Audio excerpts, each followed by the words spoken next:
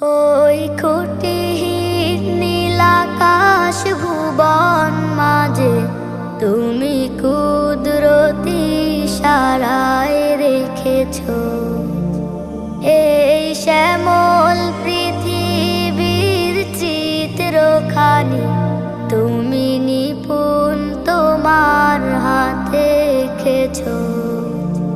ওগো আল্লাহ, শুকর তোমার আমারে যে মুসলিম করেছ। ওগো আল্লাহ, শুকর তোমার আমারে যে মুসলিম করেছ। তুমি সাগরে